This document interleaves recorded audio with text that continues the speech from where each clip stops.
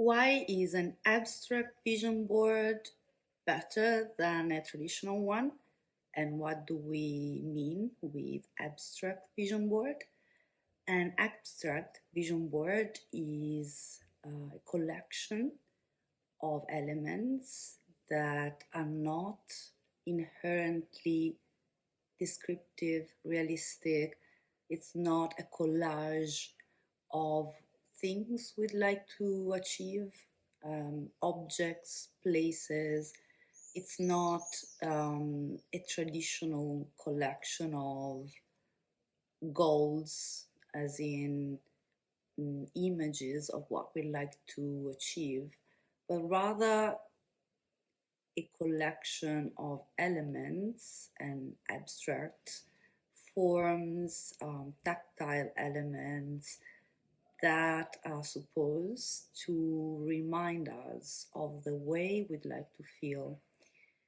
How did I discover this, or rather invent, probably, this? I went to a retreat a while ago and we spent an afternoon making visual boards, and I felt inspired to producing a sort of booklet, um, a rather large journal of pages describing the state of my heart, complete with a little poetry that would accompany each page.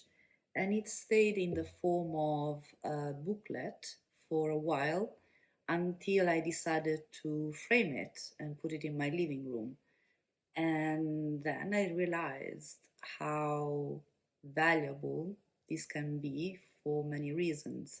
A traditional vision board can feel exposing and can make us feel vulnerable if inside where everyone can see it.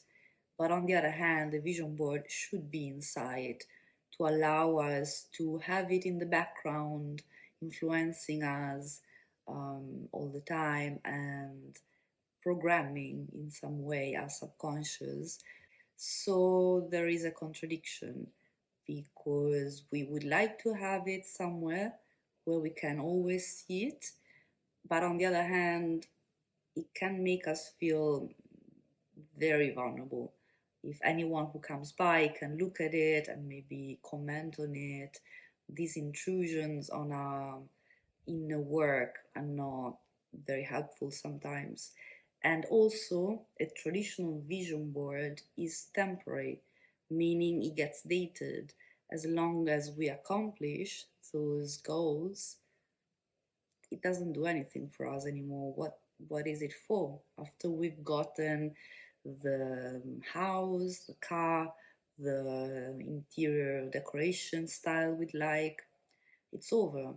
An abstract vision board, on the other hand, keeps us aligned with a state we'd like to be in, and it's always relevant because it speaks to our values, to our deeper nature, to the place where all other manifestations come from. So in my case, I centered my vision board around my heart light as a feather, my light propelling force from which everything manifests, etc.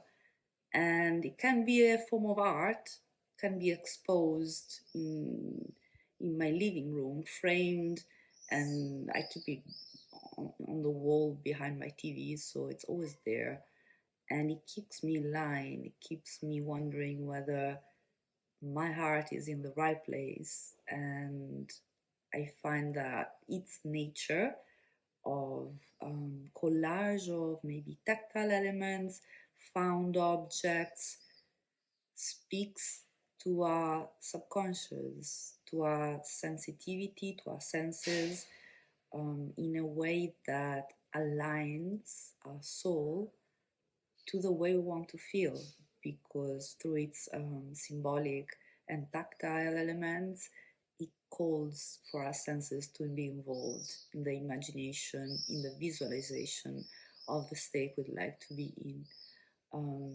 For nomadic transitions, meaning periods of our life where we don't really live in a house in a stationary manner, it can stay as a booklet, as I did when I first did it, and then it can be framed later when we become stationary somewhere, and it becomes a form of art, a form of positive self hypnosis, but on an abstract level, meaning the real deep work for our soul, meaning calling in to those values that align our soul in the right direction.